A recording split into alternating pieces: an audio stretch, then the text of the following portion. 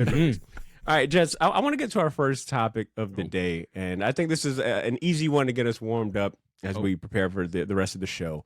And by the time this episode comes out, it'll be the first week of April. We're recording this on March 28th, wrapping up March, officially closing out the first quarter of the year.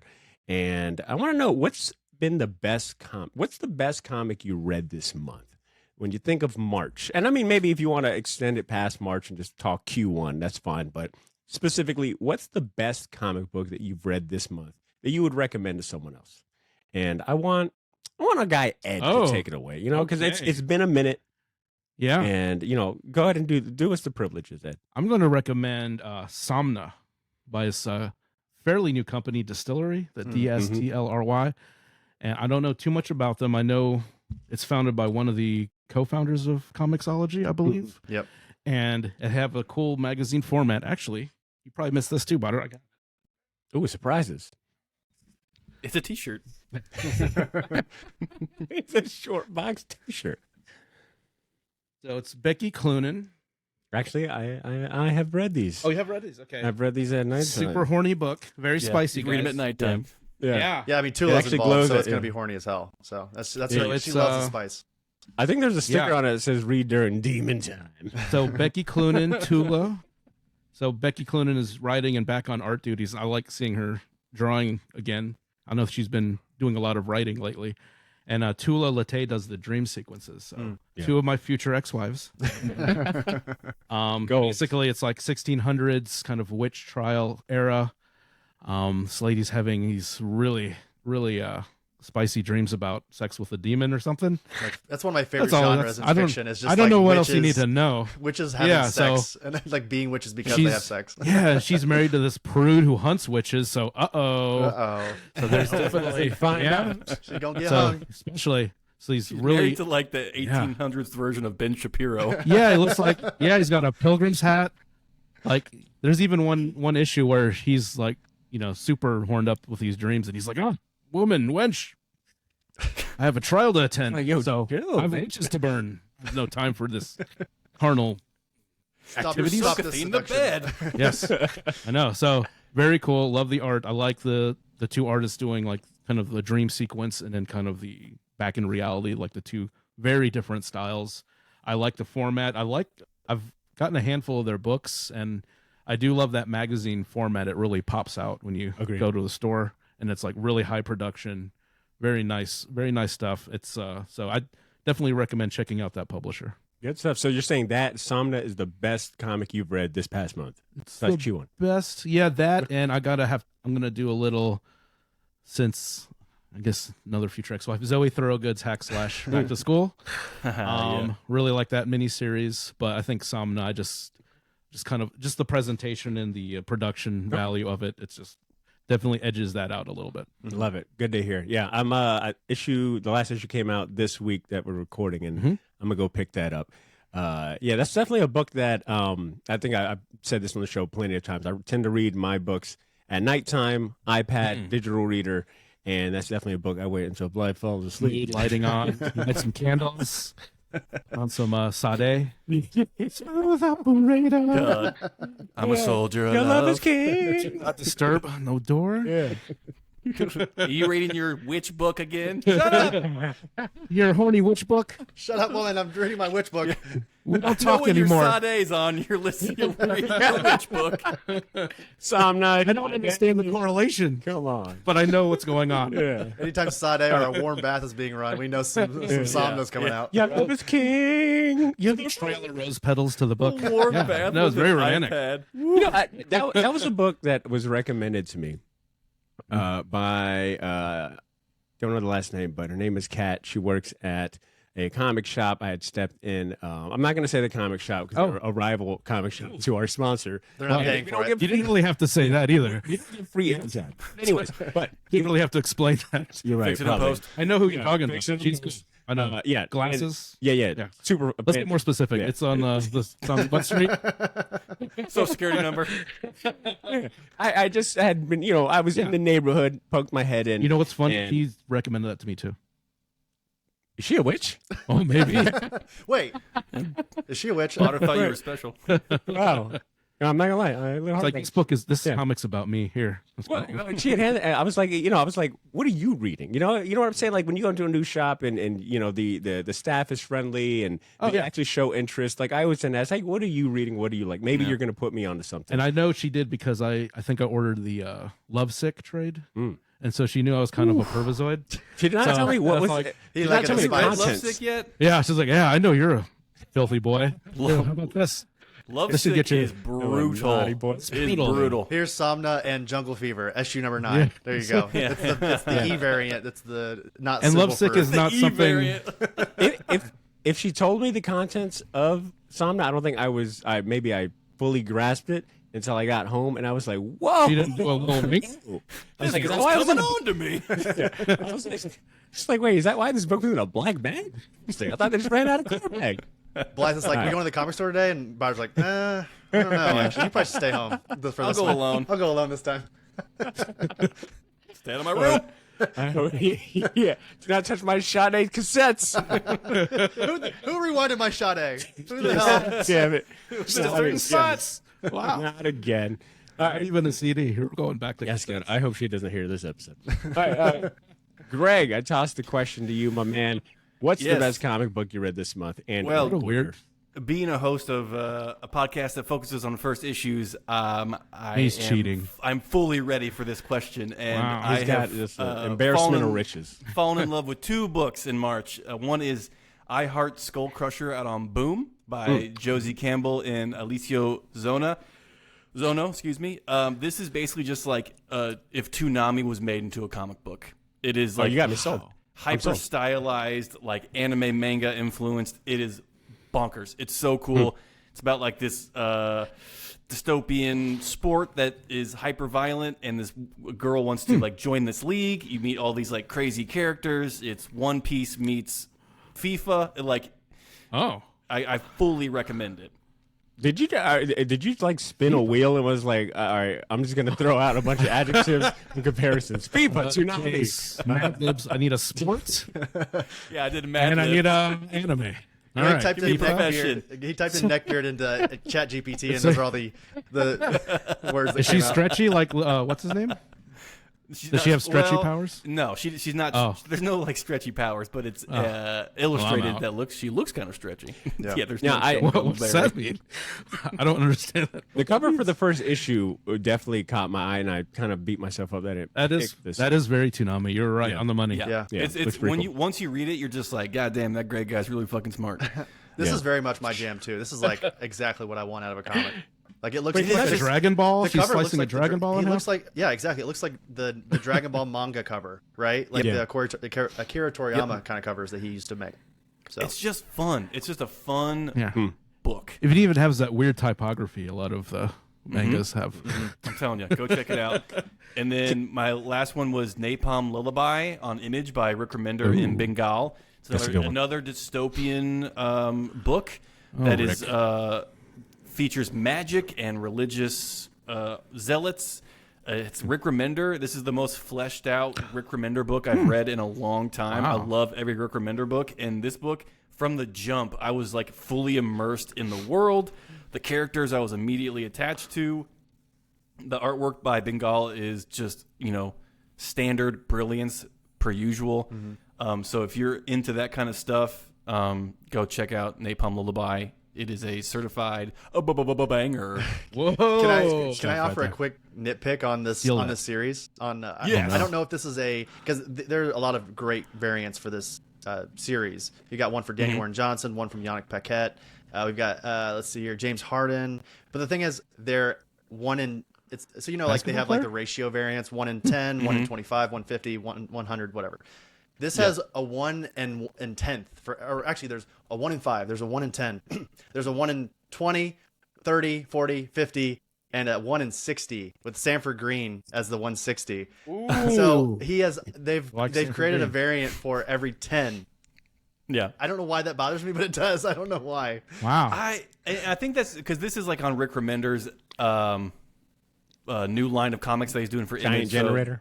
Yeah, giant generator. So this is, I think, their way of trying to generate some income. Oh, Bars. Synergy. Bars. how about generating some sales, Remender? Yeah. I spit Imagine- bars.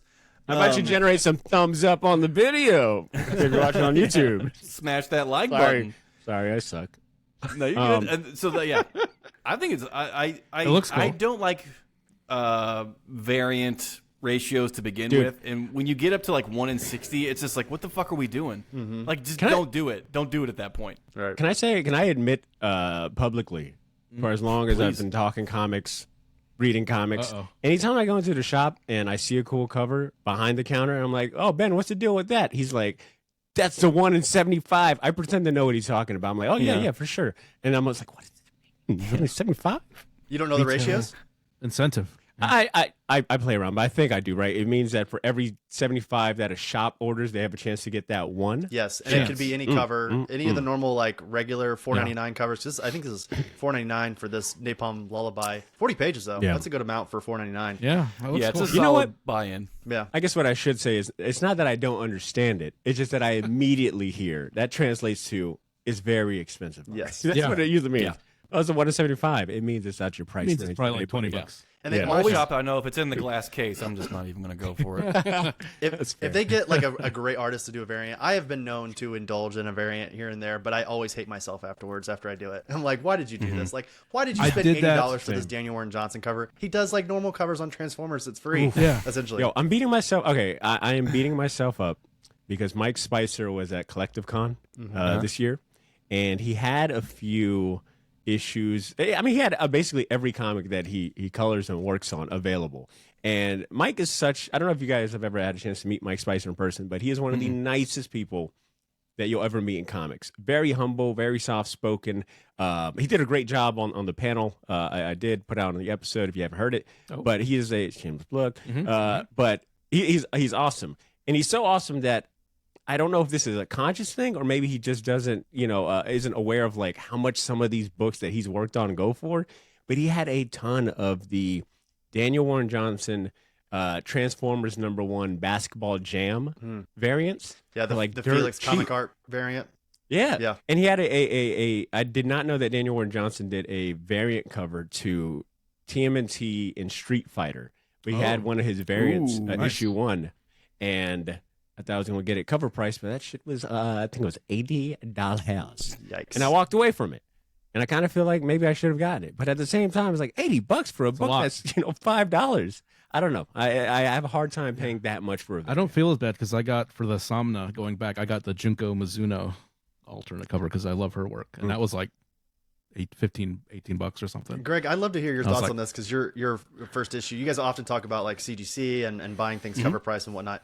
I'm a firm believer, and I'm saying this as a man of who is often breaking this rule. Like I am breaking my moral rule that I have here. But like, if this is not a first appearance, if it's not a #1, you should never pay more than $40 for a comic. So if there's a variant over $40, I'm not buying it. Doesn't matter what the Oh, ratio yeah. is, who's the cover That's artist. way out of my Yeah. price range. And even that's pushing it. Like there's sometimes they'll get me with like a That's- Jen Bartel cover, but that's about it. Like that's where my line ends.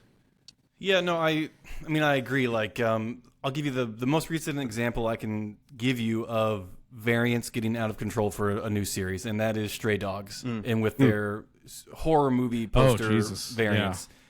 That got out of hand very quickly, and people became obsessed with it because they're completists or they like horror movies.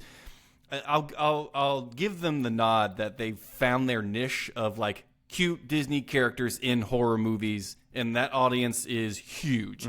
It encompasses a lot of circles in the Venn diagram.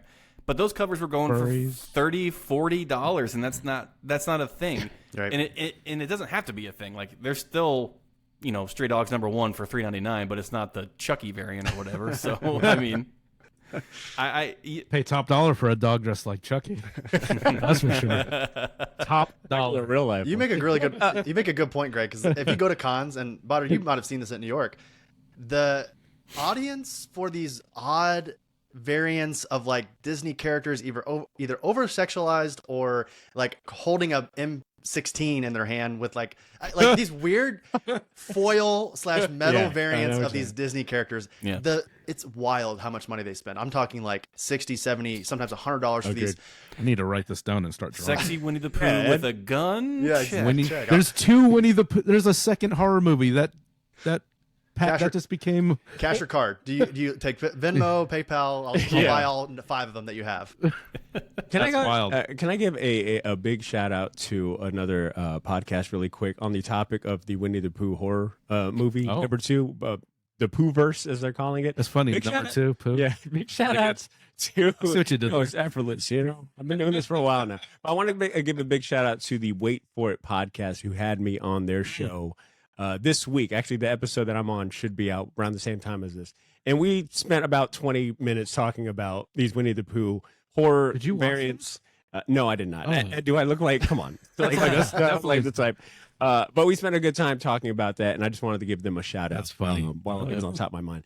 Greg, I got one question for you before I hand it to Chris to tell us about his favorite comic of the month, and that is, what do you guys do about like the second? I mean, like, you must have a lot of first issues. Mm-hmm. How many of those? How many new Translate? series are you seeing like to the end? Like, I know you do a lot of like first issue reading.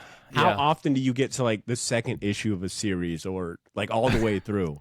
Well, I'll tell you this. I have 5,000 comics in my collection, all first issues. I've never read a second issue in my life. Wow. Wow, that's I- awesome. Wow. Second issue, what? I was like that when I worked at the comic store. It was like that. Yeah. Yeah, it's not called Second Issue Club, Badr. I know. You know, I would say Idea for a about spin-off podcast. 75% of the first issues that we read get to the second issue, and Oh, from wow. that, 50. Okay. You know, you finish out the series, because right now we're seeing like a kind of a renaissance in the micro series of like 5 to 6 Yeah. series long things, and that's really easy to kind of like see your way through. And usually by issue 3 on one of those, you're just like, I can bail. Yeah. Or you're just like, I'll wait out 2 more issues to see how it ends up. But Yeah. Greg, yeah. you know me, I'm a generous man, and you're a good friend, so you could take this idea and run with it. But it sounds like you have the makings of a fantastic Patreon series called The Second Issue Club. Issue club, Oh. other issue club. Other issues. Yeah, Other Club. Issues Club. That's fine. You know, as a that, longtime dude. listener of the first issue club, I don't think I've ever heard you guys talk about a second issue or any other issue besides the first. So you guys are very on brand. So kudos for that. Yeah. No, and I respect it. I love That's all for Patreon. That's behind the paywall. Yeah, it's paywall. No, Yeah. paywall is all CGC complaining. That's all the first issue club. CGC, CGC and gossiping. yeah, that's right. All right, Chris, same question to you. What's been the best comic book that you've read this month? Well, listeners of the show from episode, what was it, 417 that we were on together last time, they know that I'm a big Tom King fan, and I would have said Helen of Windhorn by Tom King and Bukala Evely, but of course I already talked about that last episode. It did officially come out. I had already read it at that time, but it officially came out I think on like March 12th, if I'm not mistaken. But I won't say that. I won't say that. I will say instead, Man's Best #1 from Boom Studios, written, and actually speaking of First Issue Club, I think I heard you guys talk about this maybe 2 weeks ago or last week perhaps on the show. Last week. Yeah. And I'm gonna butcher his name, but I'm gonna try my best here. Pornsak Pishinsho. What? Is that how you say his name? Porn sack? Pornsak is his first name. Yes. First, you got the first name right. Second name, you know what? We're gonna go ahead and apologize in advance if Why are we you said nodding like you're the expert of Pichet show? pronouncing? because I've heard. Like you're- You're funny, Gavin. But I've heard it. I've heard it enough to where I at least know the first name. Yeah. But go Okay. ahead. Proceed, Chris. Well, and you Wow. know, truly, what got me onto the book was not Pornsak. It was illustrated by Jesse Lonergan, who is, in my opinion, one of the undiscovered geniuses in our medium. I'm also shameless plug. I'm a loyal patron of his as well. Like, I'm a giant fan of his work, and it's just great. And Greg, I don't mean to just like pass the buck off to you because, you know, it's my segment, my entry here, but I love how you guys described it. I think you said something like to the effect of is like Homeward Bound, but in space kind of thing. Yeah. Which I think is maybe even part of the initial pitch. Basically it's about these group of scientists who travel this new planet that just pops up out of nowhere. And they have these 3 dogs with them. And as they enter the atmosphere of this planet, they crash land and the humans are gone. And basically it's these 3 dogs having to find their way on this planet. And they're encountering these different enemies, got very high, science fiction robots and things like that. And I don't want to give away too much in case you haven't read it yet, but because it's relatively new, I think it just again came out like last week or the week before. But I highly recommend it. Again, if nothing else, it is a great read. But if nothing else, if this is your entryway into Jesse Lonergan and his work, welcome to the fan club. It's incredible here. The water's warm, so enjoy. And you know what? I'll add to that because I actually read that issue maybe it was last week or this week, but that is such a solid book to have in hand. Like it feels like it's money well spent. I mean, it's call it a $5 book, typical 32 pages. But the cover feels nice. Like it feels like it's made on some sturdy paper. Yeah, Boom like Studios has been really good about that paper. The Boom specifically, well said. More than I would say any other than the big two when you're not paying $7.99. Boom Studios is often their quality of the paper, and they've worked really hard on that. I think here recently, and it's worth commending for sure. For sure, and the amount of animal books that I'm reading between what is it, Animal Pound? With Tom King. Now, Man's Best, and I feel like there's a third one. Are you reading Feral? Speaking of Tony Fleece, I just picked up Feral #1. I need to adopt a cat or a dog or something. I mean, are you getting all the Disney covers, raunchy Disney covers? Raunchy Disney. No, I haven't. I haven't dived into that fandom yet. But I might try see how they work out in stencils. Yeah, where's my naked bulldog? Man's Best #1. Yeah. Who's that? Greg Land cover. That's what I need. That's what I really need in my life. Oh God. It's different forms of Tom and Jerry. All right, Chris, that's a good pick. I'm going to go ahead and chime in here and say that mine is a toss-up because I am, incapable of just choosing one. So mine is a toss-up between Batman and Dylan Dog #1, which came out earlier in March, and I actually passed up on it the week of release. That is something that I went back to and grabbed myself. You thought Dylan Dog was an actual dog, and you're like, yeah. No thanks. False advertising. There's no dogs in this. Yeah. I'm like, wait a minute. I'm on this anthropomorphic chick. Where are they at? Yeah. And it did not star Brandon Ruth in it as well. So, I was against it. But no, I had no idea, the only thing I knew about this comic was that Dylan Dog is a long-time Italian comic book. He's a detective type character. He's got a butler. I'm doing a terrible job. It's an Italian horror comic. It's been around since 1986. So I knew of that part. Wasn't quite sure about like this comic book per se. I passed up on it. Ended up reading some stuff about it, seeing like it got some pretty good praise, went back and picked it up, and man, solid first issue, and really really good value for your money. I think it's a $4.99 book, but it feels like a annual, like a deluxe or something. You get a couple more pages. It's written by, and this is my turn to go ahead and mess up some names and pronunciation, but it's written by Roberto Riccioni and art by Gigi Cavanago and Werther Del Adera, who I believe is the artist for Slaughterhouse or House of Slaughter. Yeah. Oh, yeah. Right. Okay. Is that Werther Del Adera? That sounds right. Sure. Yeah. Okay. If I'm wrong, I welcome correction. But anyways, so the best way I can describe Batman and Dylan Dog is, do you guys remember those Marvel DC crossovers from the 90s where it's like specifically, not amalgam, but specifically like Batman and Spider-Man, where they teamed up and it was they got to fight each other's villains, whereas Carnage and Joker gets to meet Max, something like that. Yeah, something like that. So it's kind of in that regard where it's Batman teaming up with Dylan Dog, reluctantly, because the Joker. There's a misunderstanding at first. They fight each other, and then they realize they're both good guys. And Dylan Dog is actually shagging up with Catwoman. Oh, shoot. Oh, my there's a little bit of that. Meow.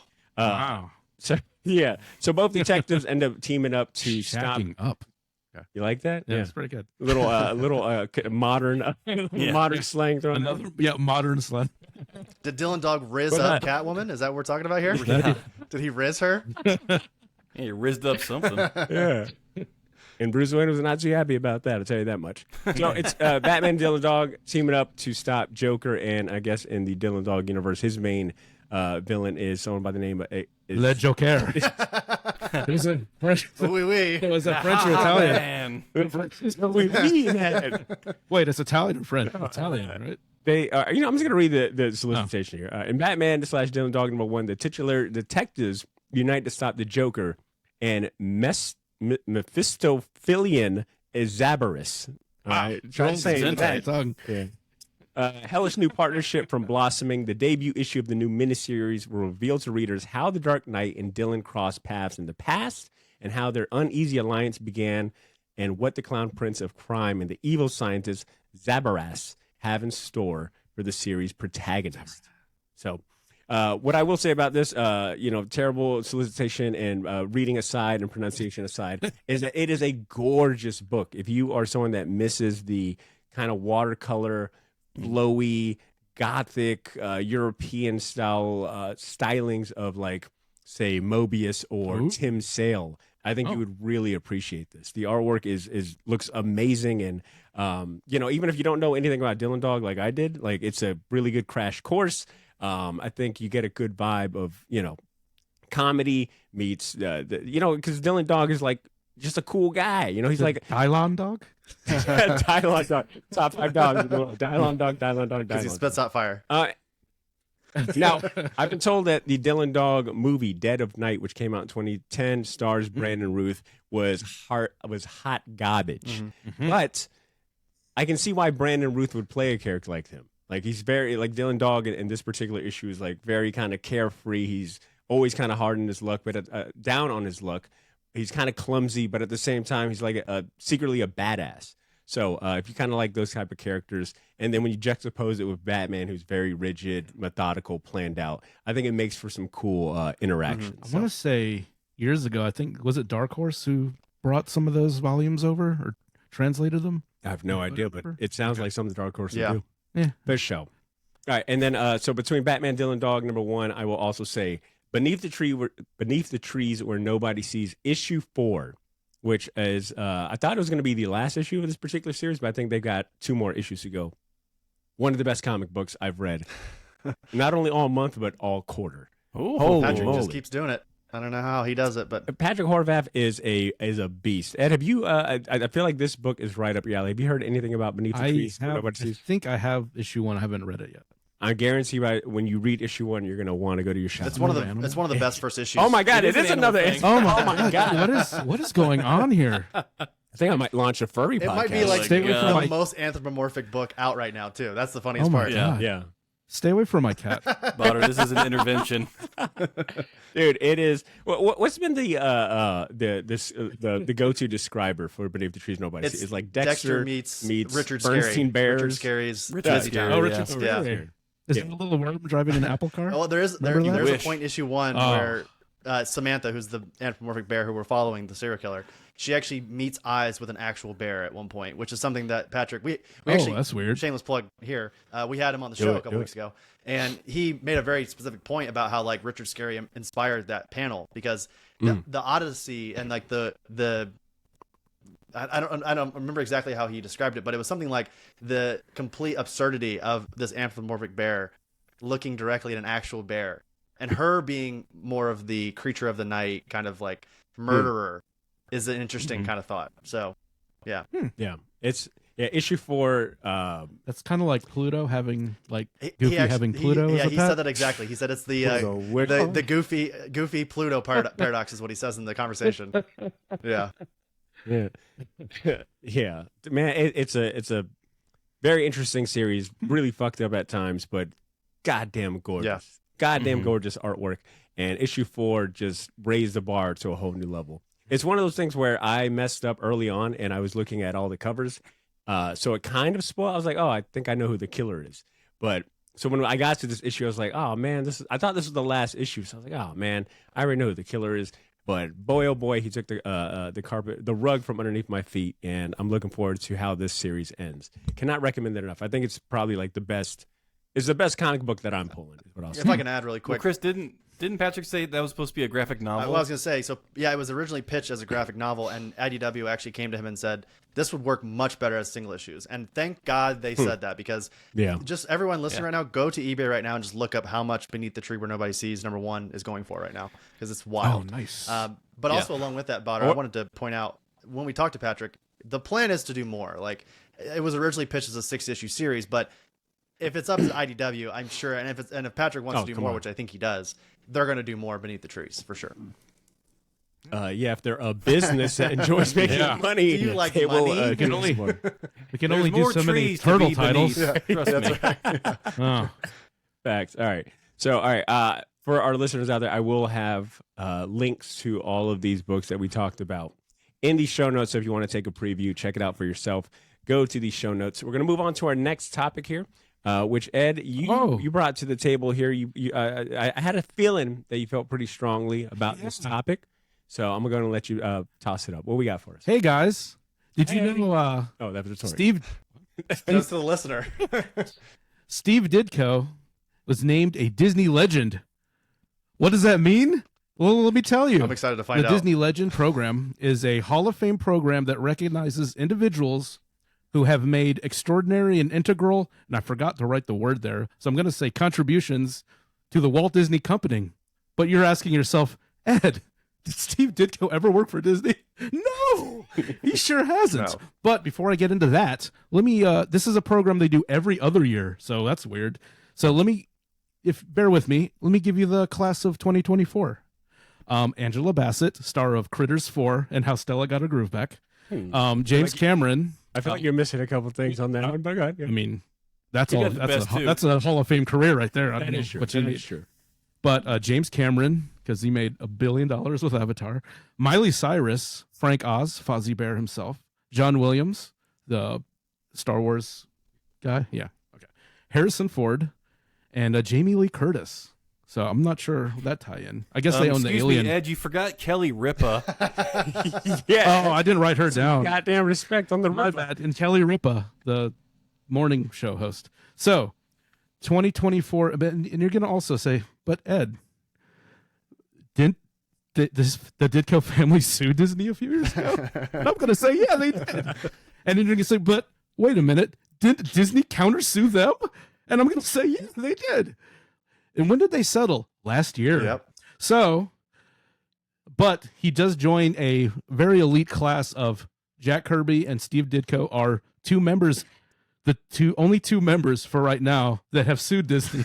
So that puts him in that have high gotten regard. an award from Disney. Yes, Is that part of the? I guess like it's part of the Settlement? settlement. I think so. Like, I guess we'll throw them a bone. yeah. From what? Let's see. I swear to God, Disney and Marvel just don't feel. They just don't want to pay their fucking creators. They'll do this So, kind of yeah, they'll do this that's- haphazard bullshit instead of actually pay them money. They'll give them a special thanks Yeah. at the end Yeah. of the movie, but they won't give them anything. Well, they did settle. So the family did get money. Steve Ditko's been, has passed for a little bit now. 2018. So I'm guessing, and I read this quote. I forgot the article. I apologize, but it's the original creators dying in poverty is not a good look when you have made millions and billions of dollars on their IP.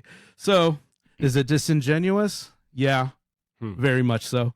But the good thing is that if people ever look into this program, it's definitely may get some. I don't know if there's a physical like place where all these people are, but it does get people to know the name. It does kind of like there's another avenue for young fans to kind of, oh, this is the guy that did Spider-Man. That's cool.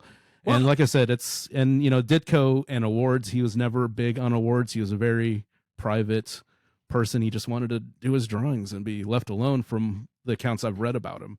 But it's a funny thing when I saw that. It's like I would never thought that he would be giving this award for really not really having anything to do Disney during his career, but it is funny. It's very, and also like his two major contributions were Spider-Man, which are owned movie right-wise by Doctor Strange.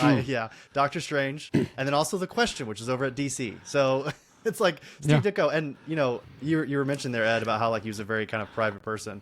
He didn't give an interview after 1968.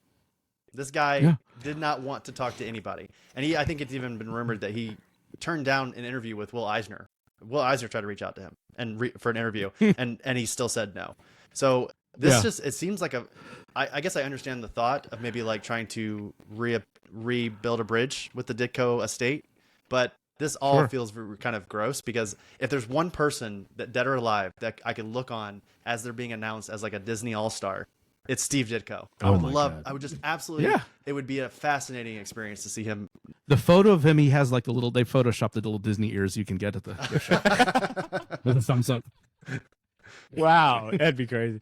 Well, Ed, you know this how is much crazy. I just got 2026's lineup for the Disney Legends, and Alan Moore's on here. Whoa! Hey, you almost had me going. Wow! You had me on the fucking hook. I was like, wow, very forward thinking. Jeffrey Epstein is on the 2027 Disney Legends. Oh my God, they got Diddy! They got Diddy on here. Can't wait till Harvey Weinstein gets inducted into the Disney Hall of Fame. Jeez. But there will be a ceremony at the D23 convention, the Disney convention. So, not so. You know, Ed, that was what I enjoy about anytime you bring your trademark sarcasm to these topics is that you always you manage to find both sides of the coin. And I hadn't thought about, you know what? This is D23. Look at these names. It's also hosted by Ryan Seacrest, so you know it's going to be aired in some way, whether it be in front of a huge live audience or via the internets or whatnot. This could be someone's first time seeing Steve Ditko and being like, "Who's that guy?" You know, like think about someone looking at. Angela Bassett, I know, James Cameron, Harrison Ford. Critters for Angela Bassett. But there could be someone that just like, who's that guy, Steve Ditko? Because, I mean, even if you look at the flyer they've got, Steve Ditko has been such a recluse. I think I've seen this same photo used only known photo of Steve Ditko. Right? Yeah. I don't Bigfoot like the has more photos than Steve Ditko. Facts. I don't like the fact that they've got him categorized as publishing. I feel like they could have used a different word, I don't know, comic creator or artist or Spider-Man creator. You know what I'm saying? Publishing just seems very broad. Generic. Yeah, generic. But to your point, I mean, this, if it puts his name out there as crass as it is, as weird as it is, I guess. Taken by his studio mate Eric Stanton while he was drawing pictures of Betty Page tied up.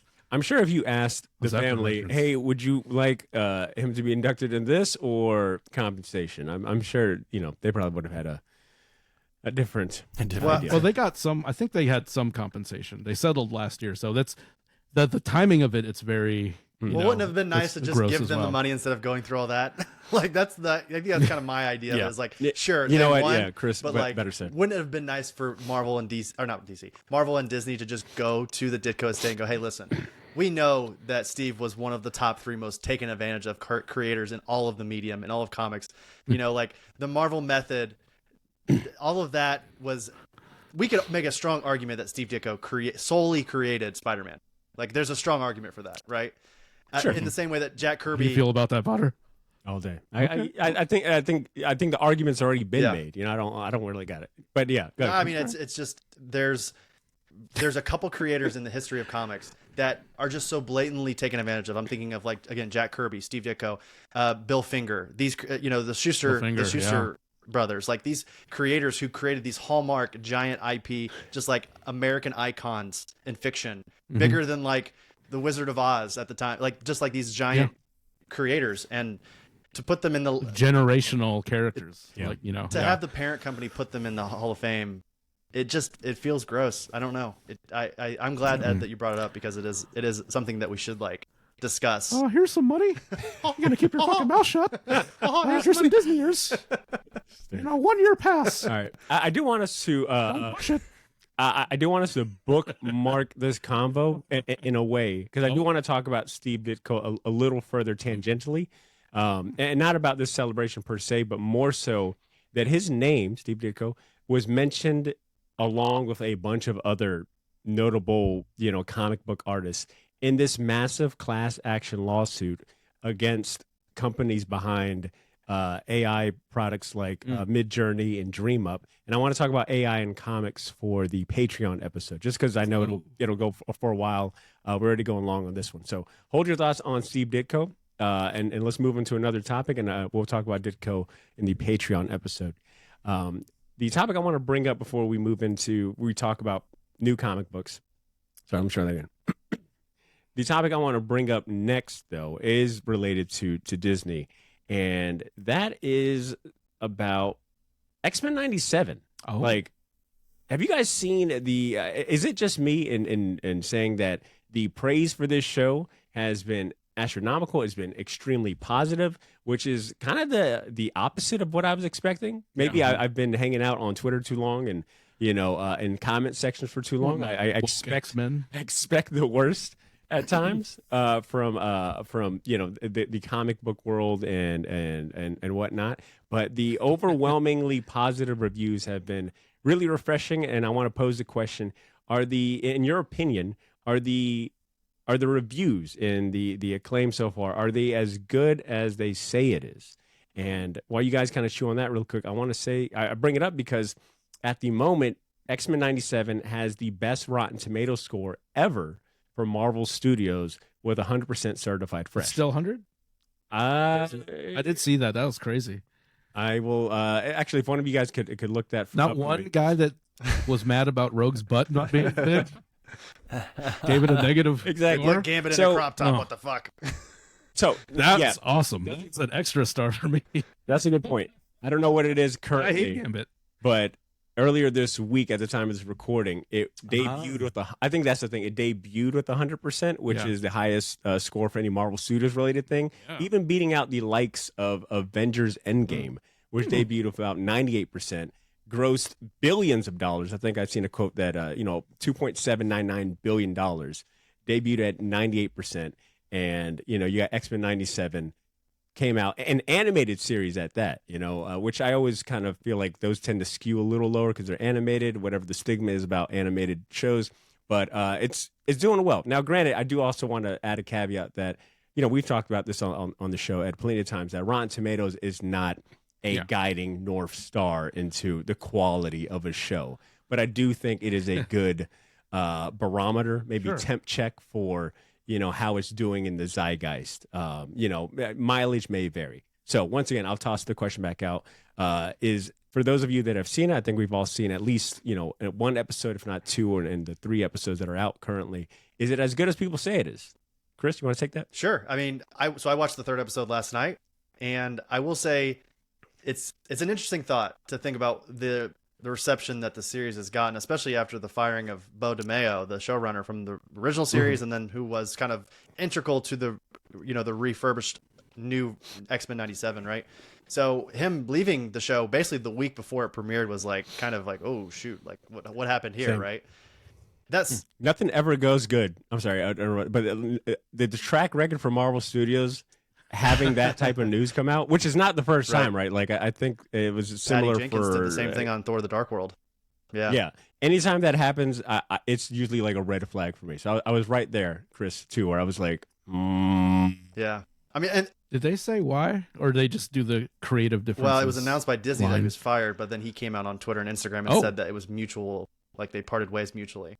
So I don't know who to believe there, but I will say that Disney oftentimes won't burn that bridge unless they truly burned it. And a lot of people think that maybe there were some things behind the scenes that haven't come of light yet. Is what truly led to the firing? But all that to be said, X-Men 97 is a fucking blast. It is a lot of fun. I don't know if it's as good as everyone says it is. I don't think it's worth 100% on Rotten Tomato. I also don't know what is worth 100% on Rotten Tomato unless you were like 12 Angry Men or Whiplash. But like for X-Men, he had to bring up Whiplash. It's a good movie. But X-Men 97 is, I think, the best version of this. Like, whatever version we were going to get with this kind of second season of X-Men the Animated Series. Because I love to ask really quick before I finish my thoughts. Have you guys gone back and watched the original X-Men the Animated Series as like a full-fledged adult? I never watched it to begin with. Interesting. Whoa. Okay. Wow. Yeah, which is like crazy because everyone's just like, that's part of their childhood. And, I've had friends and family members that watched it, but I never watched it. Well, that influenced so many. You can argue that really opened the door to comic book movies because with the X-Men connected series. universe and yeah. Greg is basically saying that you guys watched a cartoon about Outcast. I was living these streets with Outcast. All right, I was a in real the sewers with the Morlocks. I was in the streets. Oh man, I'm a freak. All right, me and two Leech beautiful are like, kids. I was being hunted by robots. Oh, my reason for I don't watch fiction. my reason for asking that because it's not great. It's not good, guys. Like you can't go back and watch. I mean, sure. Like if you watch it as a kid, it will have some nostalgic feelings come up. But like for the most part, it's pretty tough to watch that And that last season when Saban takes over and they had zero money, Yeah. Oh yeah, it looks like trash. Yeah. Yeah. You know, to answer your question, and maybe Ed, I don't want to speak for you, so feel free to chime in. But we recently did, well, not recently. I think maybe in the last 2 years, we did an episode on X. We picked an anime. episode. Yeah, we each picked like one episode, baby. and we all reported back. And I ended up watching the Nightcrawler episode where they first introduced Nightcrawler. You know, it's a church scene. There's all those iconic lines that he says of Wolverine and things. And I mean, I think all the episodes we picked were pretty fire. They stood up. But I do agree. I think the later seasons leave much to be desired. And now, Grant, I haven't gone back and watched, more than one episode. So I wonder how much of that is still, like you said, like my rose-colored nostalgia glasses. Yeah, shotgunning multiple episodes of X-Men the animated series, Spider-Man the animated series. All of that is pretty tough. I will say Batman has held up really well. Batman, it's still really good. Sure. But all that to be said, I'll get off my kind of soapbox here. I think it's really good. Like the first 3 episodes, you can tell that this is being made by folks who really care about the X-Men. They know their shit. Agreed. They're offering deep cuts that aren't glaring. Like at one point, I think Morph turns into like Psylocke, and then like Colossus, too, who obviously haven't shown up in this new series yet. I like Morph now. Morph is cool. Morph is cool. It's weird. Yeah. So, but yeah, I love it. So. Yeah, I'm a sucker for anyone that steals identities. I mean, come on, and man. powers. I didn't know he could do that. Wild. Yeah. I have Greg. What about you? You've watched? Have you watched the show yet? Yeah, so I watched the first 2 episodes, and like I said, not watching the previous seasons of the show. I like what they can do with the X-Men stories that like live action can't do. Like they're doing the Executioner's Song, they're doing like the Morlocks, like they're able to like really get into the cool aspects and details of the stories that we grew up with in the 90s way better than any of the movies can and ever will. There's just a connection between animated features and comic books where it's basically 1-in-1. You get what you get. And somewhere along with like the movies, it gets lost, either for budget cuts or just like creative choices. But for the first 2 episodes I saw, I loved it. I mean, I thought it was fun. Yeah. Good stuff. Ed, what about you? You want to chime in? Yeah, it's like I'm coming into this with like really nostalgia tinted goggles coming in, but I do like the look of it. I do like it's still very similar in look, and they added and I read that they added kind of like a filter to kind of give it that kind of even aesthetic, that film aesthetic almost. What about Rogue's The butt? nostalgia filter? Rogue's butt is gone. What about that though? I know. That took it down a star for me. Crime against humanity. But I like because there's simple, but there's more detail, so you can see there's more care. Like you were saying, there's more care and more like they have a budget for this series, and I like they use the same for the first episode. They almost did the same kind of storyline where instead of rescuing Jubilee, it's Sunspot. They introduce the New Mutants. Old is back. I don't know why he's wanted him back, because he wanted to replace his brain with a robot brain or something crazy. But Master Mold, they're hitting all those right in the feels who were fans of the show. But I think it is accessible because it's not like you.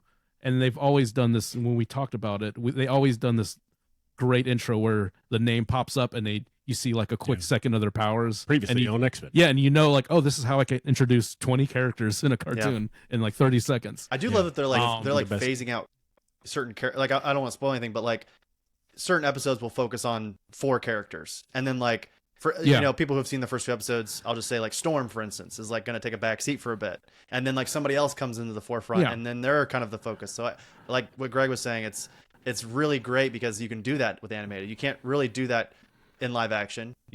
I personally don't think you can do that with live action, just the amount of time and budget and all the things. So yeah, that's great. And I'm happy on the topic of Storm. They are letting that Mohawk. They are letting her cook. The voice actress or the voice actor, she is cooking. They are letting her go full Shakespearean. I found myself quoting the whole week. I can't feel the breeze. Like, you know what I'm saying? Like, Alpha as a kid, I always thought. I love that part. Yeah. Omega. Yeah, was Omega. so nuts. Yeah. And Cyclops isn't a wiener anymore. Man, fuck I have been Cyclops. I still hate saying. that dude. Wait, Greg, you don't like I Slim? really hate him in the old cartoon. You'd really hate him. My man Cyclops is getting his shine. Greg, you don't like All right? Slim? No, Why? not a Why fan. not? I mean, Because everyone listening right now, Greg and everyone at the First User Club, they're giant X-Men fans. So I take Greg's, his opinion on Chris, this. you can't force good taste on people, right? They gotta- You know what I'm it's saying? their journey. Like, It's their journey. He don't see Yeah. the light. Yeah, it's their journey. Yeah. Well, it's cool they did like I think the first episode because I think I only watched the first episode, maybe the second. I don't remember, but they even did like the basketball stuff. Like I like those kind of moments. Like I from won't the lie. comic. I'm gonna be 100% real. As cool as that is, I'm kind of tired of them always reference. You know what I'm saying? It's like, all right, we get it. They play basketball. They're cool. Like I'm We good get at it. The seeing it shit in comes one up from scene. the middle. We got it. All right, we understand. Can they play football once, please? I like seeing Rogue in a bodysuit and a tank top Hey. for some reason. For some reason. Magneto is getting it, by the way. Can we just? I mean, no spoilers, of course. But Magneto, Oh, boy. What? what's going on there? Joseph with the long Yeah. hair, that M cloak. Can I say that is a very interesting costume choice to put Yeah. him in? Like everyone else gets like an updated. I have a big cloak. It says E. It's like I just kind of wear around. It's like Alvin And and it's the not that- Chipmunks. And it's not that I don't like it. It's just that I think it's the sleeves that throw me off. Like if I was to see that in real life, it'd be like, are you going to a gown, or are you? I'm sorry, are you going to a ball and gown? Well, it's very You know, airy. I think it's the M. Not It's the giant M for me. That is It's the giant like M for me. huge. Like what is going on here? It's like, we get it. It's We the get Scarlet it. cutoff. I don't know, but anyways, I think I'm going to echo everything you guys said. I don't know what I thought going in. I think I had a lot of baggage of the old show and those memories, and I think I quickly realized this is familiar but something new. Yeah. You know, I am a fan of the way it looks. I know a lot of people weren't too big on the trailer and the kind of the computer animated CGI look to it, but that's quickly kind of won me over that it has its own kind of unique look to it. Whether you like it or not is up to you, but it is like I think it helps it stand out, but still kind of pays homage to the original. And Greg, you brought up something that I'll champion too, or echo, is that we're already getting like these X-Men. You know what I'm saying? Like Executioner was the main villain for episode 2, the trial of Magneto. You know, all rolled Is up it into Goblin one. Queen in 3? I just saw, Spoilers, but pictures yes. of her. Oh my god. Look, by the Oh, time this episode comes out, spoilies. it'll be episode 4. But I don't think it's a secret that we get Madeline Madeline Pryor Pryor in can get episode it. 3. Madeline can get it in that You know, third episode. yeah, And I every think day that of is the one. week. Every day of the week. Wow. I want to be the Goblin I'll King. even invent a day for her. That was a young Ed really was a big fan of Mark Silvestri's Goblin okay, Queen. come on. And that is something I enjoyed a lot about the original series as an adult now, as a more more read comic reader, is that the original series did such a good job of kind of doing those Easter eggs and doing their own interpretation of like certain X-Men stories that were beloved, might have been deep cuts, and I'm seeing that trend already here in these like first 2 episodes.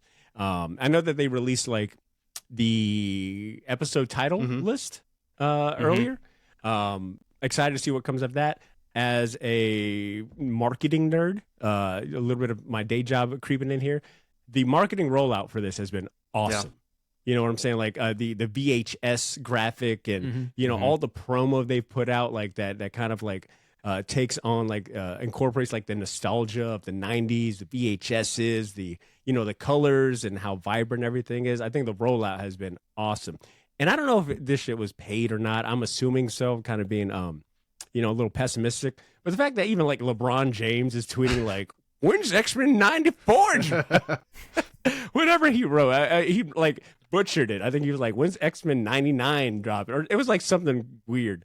But even the fact that like he's getting, this is in his kind of sphere, I think kind of speaks to how popular and just how well beloved like this cartoon is. It's reaching a new generation, but also like the generation that grew up with it is having like a moment. I think that's really cool. Can I ask you guys a question just real quick about X-Men 97? Yeah. So season 2, will it be X-Men 98 or X-Men 97 season 2?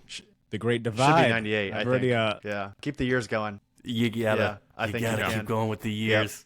I think if they incorporate it into the story where a whole year has passed, I think Oh, that hell would be yeah. really cool. Hell you know what yeah. I'm saying? Like all of the events in this season, it takes place in 1 year and it continues. That'd be I could pretty see them. cool. X-Men 2000, that'd be crazy. Yeah, that would be. Yeah, X-Men Y2K. I could see them doing like a Young Justice thing where every new season is like a skip ahead and like the next generation kind of takes over, a new yeah, team yeah. takes over, whatnot. Yeah. Yeah. I think when it hits X-Men Y2K, it just essentially becomes a reboot of what was the other X-Men series? The app oh my goes god, down because there's a glitch. dude! What was the name Planes start falling from the sky. What was the name of the X-Men series that followed the original? Extreme X-Men. No, Was it not Wolverine Extreme. and the X-Men? Before that one. Okay. Evolution? X-Men Evolution. that's right, yeah. When it becomes X-Men Y2K, it just becomes a reboot of X-Men Evolution. right. As long as they keep that sweet, brave dance intro in there. All right. Good talk on that. Gents, I think it's time for us to... I had another topic, but I might save it for the Patreon. I want to get to the last segment of the show, which is going to go back to talking about new comic books. Well, I guess we weren't really talking about new comics in that other segment, but we will be talking about new comic books and comic books that might potentially be our favorite comic of the month in a future episode. I'm talking about Ben's top comic picks of the week, aka Fistful of Comics. Ben has sent in 3 fantastic voicemails championing 3 new comic books that are set to come out in the month of May, so a month from now, to give everyone plenty of time to check them out, hear his case about them, and if you like them, go to your local comic shop, put them on your pull list. I believe the FOC, or final order cutoff, for this particular batch of books is Monday the 8th, April 8th. So and I'm also going to have previews to each of these books in the show notes as well. So once again, if you are if you are a new comic reader or someone looking for new titles to jump in on and something new, this segment is for you. So Ben, like I said, sent in 3 voicemails. I don't know if he's got a theme for this particular one. All I can say is that his first pick, he was pretty giddy about. And if you know Ben, you know he's already at like a level 100 when it comes to his excitement talking about comics. He's at 110 on this one. So let me play the first voicemail and his first new comic book pick that you should be checking out. Good morning, good afternoon, or good evening, Short Box Nation. I'm Ben K, representing Gotham City Limit, Jacksonville, Florida. Let's take final order cutoff to the limit. First up, Dark Horse Comics presents He-Man and the Masters of the Universe. Actually, it's just titled Masters of the Universe Revolutions #1, but I couldn't help myself. If me yelling into your ear just now didn't get you fired up for this, then this is not the comic for you. All about Hordak, Skeletor, and Revolution. I have the power! Ben just wanted every excuse to say every possible He-Man pun and joke in one voicemail. Yeah, he was auditioning. Yep. And god damn it, he did the damn thing on that. All right, so that was Masters of the Universe Revolution #1. This book comes out on May 15th. It's written by Rob David, Tim Sheridan, Ted Biaselli, and pencils by Daniel HDR. So if that piques your interest, go to your local comic shop. Final order cutoff is April 8th. We're going to move on to his #2 pick. Here we go. Next up, Image Comics presents Bear Pirate Viking Queen, #1 of a 3-part series. Weird titles work sometimes. Why did I choose this book? 1, writer Sean Lewis, writing King Spawn currently, knows bloody tales, and this promises to be 72 pages of breathtaking watercolor art. 2, they say in the solicitation, what's cooler than bears, pirates, Vikings, and queens battling to the death? And 3, the true stories about actual blood spilt to form countries. Sounds interesting. I'm in. For the record, I'm rooting for the Bears. 72 pages? I thought it was 72 pages. I didn't know that was 4 separate things. I thought it was one 72 character. 72 pages for $4.99. That is insane.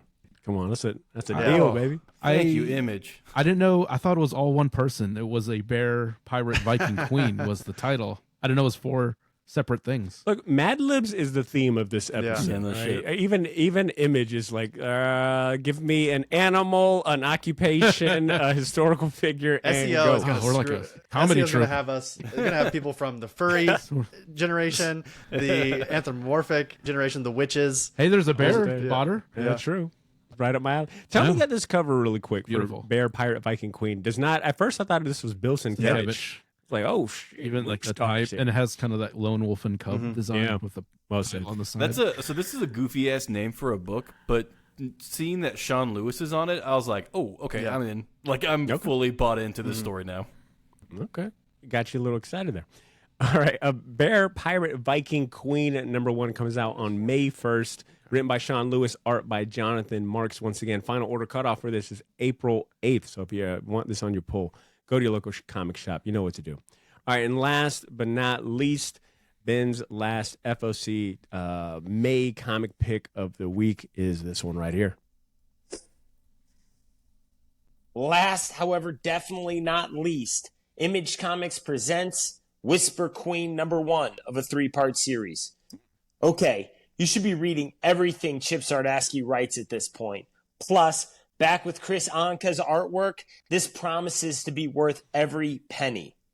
Don't know White Trees? Well, if you didn't read White Trees, the original story this takes place from, hit us up at the limit. Get 35% off your trade paperback book and get ready to head back to Chip Zdarsky's fantasy land, Blacksand. Trust me, this is a trip you want to make. Well, another week has come and gone, and I'm still Ben K, representing Gotham City Limit, Jacksonville, Florida. Remember, with great power comes great responsibility, and always take it to the limit. You heard that. 30 was that 35% off? I almost said $35. Wow. 35%. Zdarsky off. too, Right. by That'd be Chip crazy. It's like, Zdarsky. come on. Sorry, Ben K. All right. Ben's last pick was The Whisper Queen, a Blacksand tale. That one also comes out May 1st, written by Chip Zdarsky and art by Chris Anka. So, quick little recap. Ben's top 3 picks, and I want to know from each one of you, which one are you putting on your pull list? Which one piques your interest the most? You've got Masters of the Universe Revolution #1, Bear, Pirate, Viking, Queen #1, and The Whisper Queen. A lot of Queen. We're celebrating our queens on this one. The Whisper Queen, a Blacksand tale #1. Ed, what do you got? Which one do you give your vote? What was it? Tinker Tailor Soldier Spot. Wait, what was it? What? Bear, Pirate, Viking, Queen? Bang for the buck. And Welcome back to the podcast. I like Ed. the artwork. he was Oh, on okay. Letterboxd. Just took a little nap. Yeah. Sorry, I was distracted. I don't know. I'm. It's kind of a toss up between what's the other queen? The Whisper Queen. Whisper Queen. I like the look of it. I'm not familiar with this universe, but I really like the character designs. Okay. But I think bang for the buck, I got to go with the Bear, Viking, Queen, Pirate one. All right. I'm going to be a follower today, and I'm also going to back you on that one, just for bang of the buck. There's a bear. And the cover, yeah. Your favorite. Yeah, exactly. A fucking bear. All right. Let's see if I can't get me a baby cub as a pet or something. That's a good pet enough. Greg, what about you, man? Which one piques your interest the most? It is the Whisper Queen #1 all the way. I read The White Trees when it came out, and it proved to me that Chip Zdarsky can write any genre. And The White Trees is fun, it's fantasy, and it's fucking sexy. And this one looks like it's going to be just the same. And if you guys look at the cover B that Fiona Staples did, you will know why. They got a Fiona Staples cover. Damn, is it too late to change my answer? Pervisoid pick of the week. Oh, wow. This Fiona Staples cover is badass. All right. If you want to check out this Fiona Staples cover, check out the show notes for links to all of these comics. Chris, wrap us up, man. Which one are you giving your vote? Which one are you putting I'm going to join the poll? Bear, Pirate, Viking, Queen crew. I think, again, bang for your buck. Yeah, take that, Greg. Yeah, 3-1. You lose. Horny. Oh, we're horny over here at the Bear, Pirate, Viking, Queen crew. It's just, just for different things. Lots of things. But, you know, again, bang for your buck looks great. And, you know, they almost got me with the Zdarsky Whisper Queen pitch. But, Same, you know, same. truthfully, when you give me a #1 that's 72 pages for only $4, well, $5, we'll say. That's hard to beat, you know. We broke. It's a value. Yeah, Greg, we broke over here. All right. We need all the value we can get. Hey, I wish I felt sorry Broken for you. Horny. That's our crew name. Broken Horny. All right. Once again, check out the show notes for Ben's top comic picks of the future. That might be the new name of this segment. Ben's top comic picks of the future. If you want to try some of these titles out or take a look, And then also go to GothamCityLimit.com. I'm not going to say that he can't do this or that he can, but I'm pretty sure he can. And if you're interested in joining the Gotham City Limit family, taking advantage of those sweet, sweet discounts, I think he'll also set you up with a pull. Even if you don't live in Jax, you can still take your comic shopping experience to the limit. God damn it. GothamCityLimit.com. He's also got, if you don't want to make a pull list, he's also got a ton of exclusive comics, a bunch of variant covers that you won't find anywhere else on the Gotham City Limit website, which is also linked in the show notes. Big shout outs to Ben. Big shout outs to the whole entire Gotham City Limit family. And a super big shout outs to Santana, who is back at the shop after getting hurt. I mean, if you live here in Jax, you know the story. A car smashed into Gotham City Limit a couple weeks ago. Just the way the shop is located from the, I don't even understand. You have to do fucking mental gymnastics to make that make sense.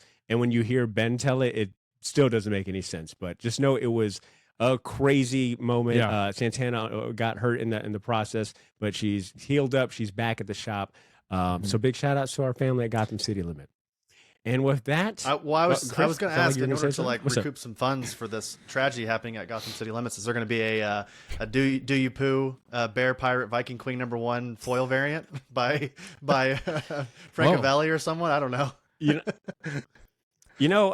Ben actually texted me in the middle of recording some sketch art that he got from Tyler Kirkham for some upcoming Gotham City Limit variant exclusive covers. And Ben, Ed, you could back me up on this. They look pretty fucking badass. Yeah. Right? Like they look pretty awesome. I'm not sure what books these will. I think one of them is going to be a Ghost Rider, maybe Wolverine. Oh, I know what this one is. He's got an exclusive cover coming out for the new. Is it Hell Wolverine? Helverine. Hellverine. Yeah. Wolverine. So he's got his own exclusive variant coming out for that, and then I think something else coming out for Final Boss, which is Tyler Kirkham's creator-owned title. So Ben's always got something going on. Like he's like, in my opinion, he's the best comic shop owner because he's always hustling, wheeling, dealing, and giving out them deals, if you know what I mean. So big shout outs to Ben and the Gotham City Limit crew. And with that said, that is our final segment for the show.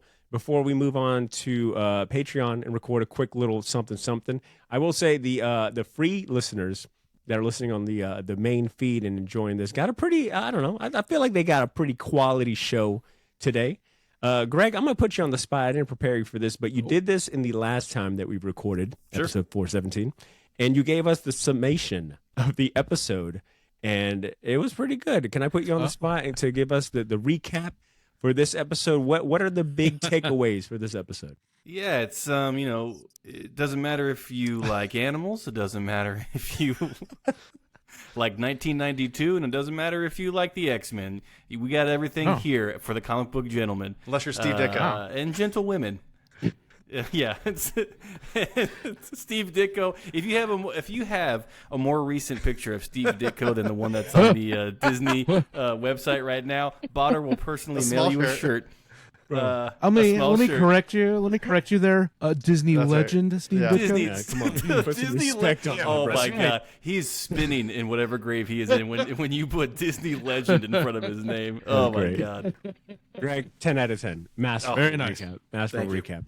All right, I will say, gentlemen, I'm going to have links to the Oblivion Bar podcast, First Issue Club, in the show notes.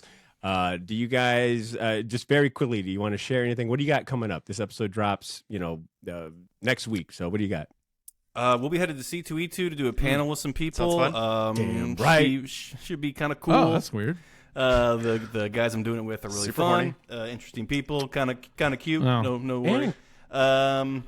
Yeah, just we're covering new issues every week. So if you are interested in new series and new books, go to First Issue Club at your whatever you listen to podcasts on. We're there talking every week.